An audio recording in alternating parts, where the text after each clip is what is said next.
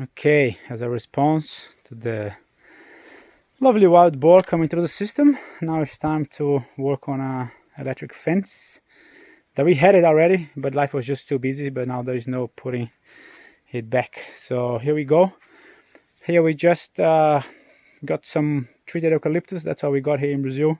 I would have preferred to use tar pickets, much easier and cheaper and everything else, but we're gonna have those as posts, as corner posts, and some kind of center posts, and then we've got just the rebar there to go in between. So every 5 meters or so we have a little rebar, half an inch, just to guide the wire and keep it, remembering that it's not about the tension of the wire, it's just keeping it nice and level for management as well.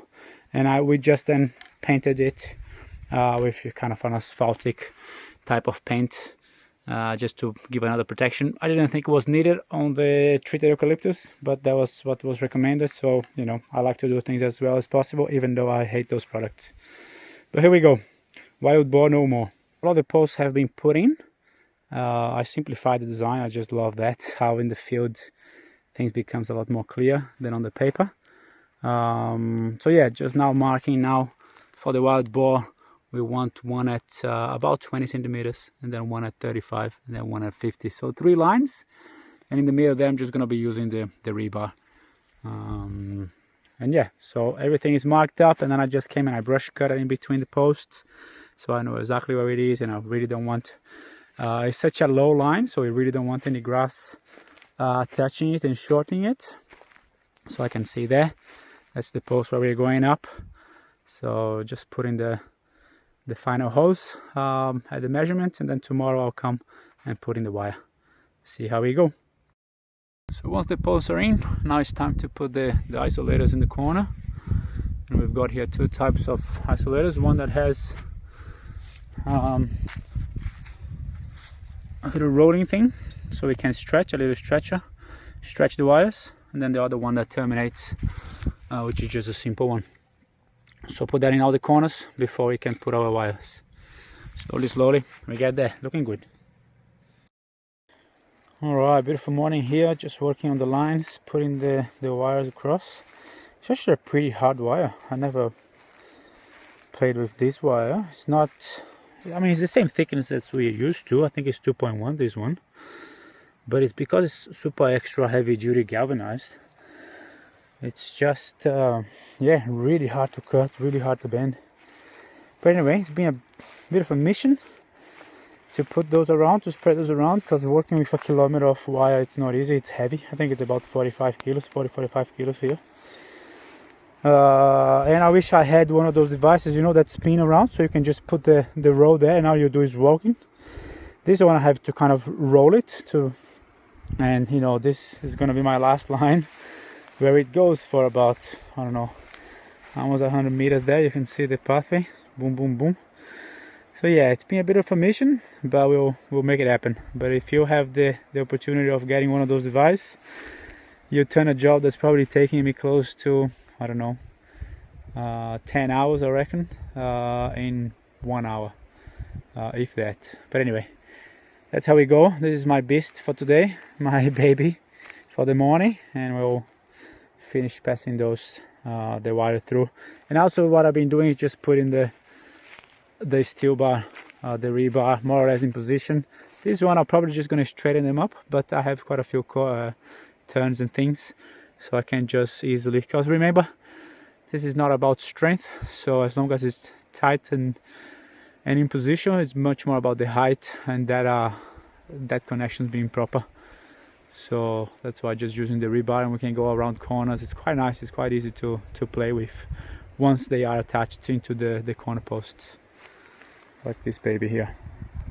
Attached there, well, not fully yet, but soon. Keep on moving. Finally, all the lines are up. Stretched them out as well, so just came around the corner there and just tidied up the 3 of them. Then I've kind of stretched them out.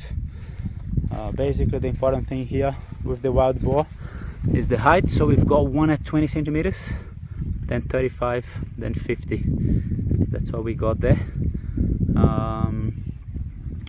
So So then once that was kind of stretched up and ready to go, then just connected the lines with this kind of underground cable that is pretty flexible, but also this part very insulated, and then just go under there, and then we have this beautiful gate thing. So I just went for a short spring. There are some of those gates that are really long spring, but for that I want it to be tight, nice and tight. The other one I think is more used for cattle, where you just have a bit of a looser gate. So it works pretty simple. I just come under here and passes the charge there, and then there, and then off it goes, and that stays stretched up about 30 or 40 centimeters. So there's you know, it needs a little bit of force to put it back on. So that's it. So the whole line it's up and connected. So now I just need to work onto the energizer. All right, time for the energizer. So we've just got a little solar one here. Pretty simple setup. So I was pointing to the north here in the southern hemisphere, and to the south in the northern hemisphere. That angle is important as well. So just have a look on the internet. The closer to the poles you are, then the more upright this will be. The closer to the equator you are, then the flatter it will be to get most sunlight. So we need to clean that panel probably, you know, once a year, twice a year, just to make sure that things are going well. So out of here we've got two lines. We've got the positive in the red and the negative in the black. The black one goes down the ground, so it's our earth as well, our grounding. So we've got basically a grounding spot there, and then another 2 meters there is another rod there, copper rods, and then there's another one down there. So we've got 3 copper rods. They each 2 meters long that we're hammering in. So the black one from the energizers come down here and then connects all of them, and also this connect those 2 top lines. The 2 top lines here, it's gonna be our negative ones, and then we have a positive in the middle. So we decided to do that because if we had a positive as our bottom one, the grass will be touching and shorting it, even though you will burn the grass. So we put it in the middle to be a little bit higher up the ground, and for the animal to get electrocuted, it needs to touch both, it needs to ground it. So that's the setup we've got here with the negative, with the positive. So we go through a little circuit breaker here because unfortunately this equipment here, if it's not on, it's not charging, so it needs to be on all the time. So we just have a little circuit breaker because we only turn it on at night. So but that one is a bit of not so good one. So there is a better one on the way that I'll install I think tomorrow, because this sometimes if it is a little bit closer it jumps the current. Cindy got a little zap the other day because of that. Anyway, part of the learning. So that's it. Red goes there, and then from here it comes straight into the center line, right?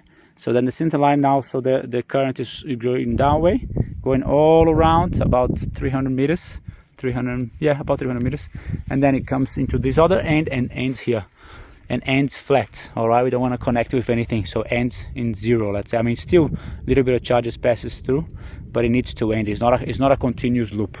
It needs to end there for it to work proper. And that's it. So now we turn it on, and we want to hear the clack. That's it. So we gotta monitor this. That sound is the first thing. It's nice and loud.